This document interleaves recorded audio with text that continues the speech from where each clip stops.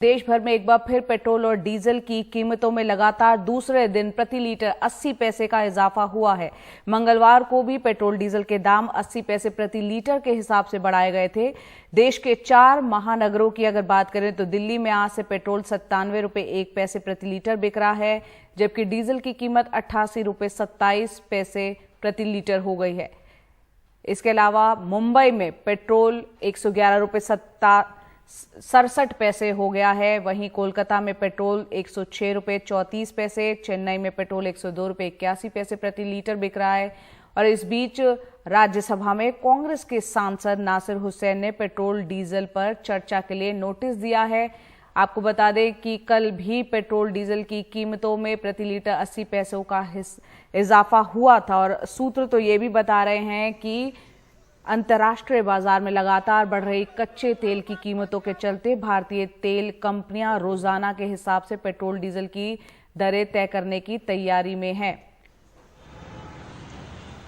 हमको ये मालूम था कि ये 5 चुनाव होने के बाद, राज्यों के चुनाव होने के बाद, ये निश्चित रूप से पेट्रोल, डीजल, एलपीजी, केरोसिन इसके दाम बढ़ाएंगे।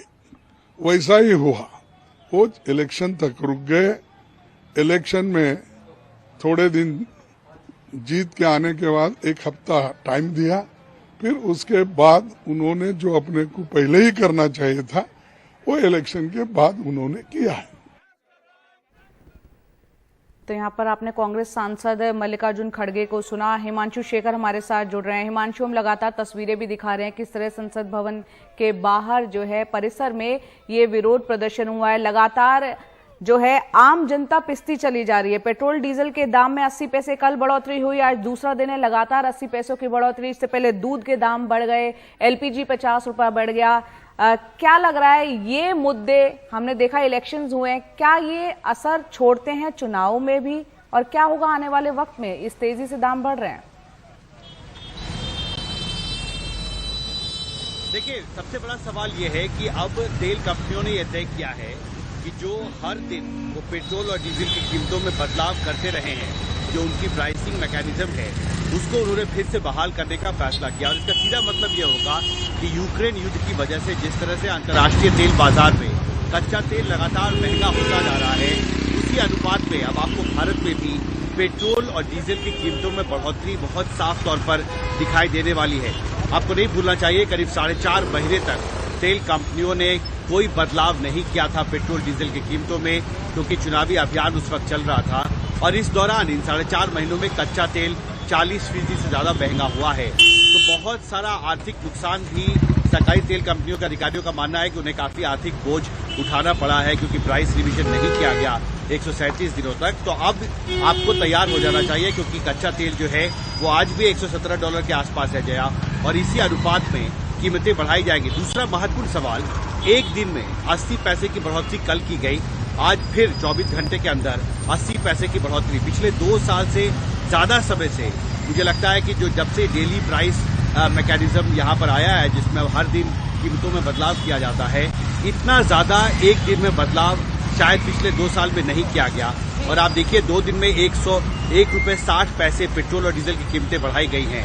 इसका सीधा असर महंगाई दर पर भी पड़ने की आशंका है। बिल्कुल, महंगाई दर पर भी सीधा असर पड़ेगा, क्योंकि जब डीजल के भी दाम बढ़ते हैं ऐसे में महंगाई पर असर पड़ेगा। हिमांशु, आप बता रहे हैं कि किस तरह से तेल कंपनियों को आर्थिक बोझ उनका लगातार बढ़ रहा था, जिसके कारण अब ये फैसला लेना पड़ा। कहीं ना कहीं ये फैसला कुछ वक्त तक इसलिए रुका रहा, एक चुनाव में राजनीतिक फायदा लेने के लिए। देखिए, ये आरोप लगता रहा है, क्योंकि 137 दिन तक जिस तरह से प्राइस रिवीजन नहीं किया गया पेट्रोल डीजल की कीमतों में, ऐसे वक्त पर जब अंतर्राष्ट्रीय तेल बाजार में कच्चा तेल लगातार महंगा होता रहा।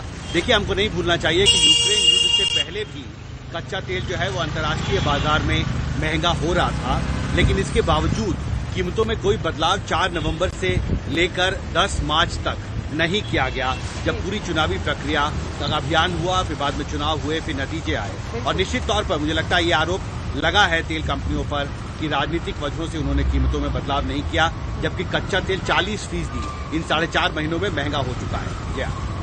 बिल्कुल। बहुत बहुत शुक्रिया हिमांशु पूरी जानकारी के लिए।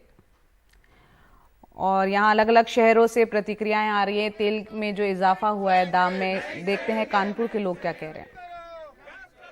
कोई भी चीज़ है मार्केट में, हर चीज़ की महंगाई तो बढ़ ही रही है पेट्रोल के साथ साथ, तो हर आदमी को परेशानी तो महसूस हो रही है। लेकिन आदमी गाड़ी तो चलानी है, किस तरह से चलाएगा, दिक्कत का सामना करना पड़ रहा है। अरे दिक्कत ही दिक्कत है और क्या है, ये आम जनता परेशान है। आए दिन पेट्रोल के पैसे बढ़ना, डीजल के पैसे बढ़ना, खाने पीने की चीज़ों की तो बात छोड़िए, जो आम जनमानस की चीज़ें हैं वो दिन पे दिन बढ़ती जाएंगी। गैस सिलेंडर देख लीजिए 1000 रुपये से ऊपर जा रहा है।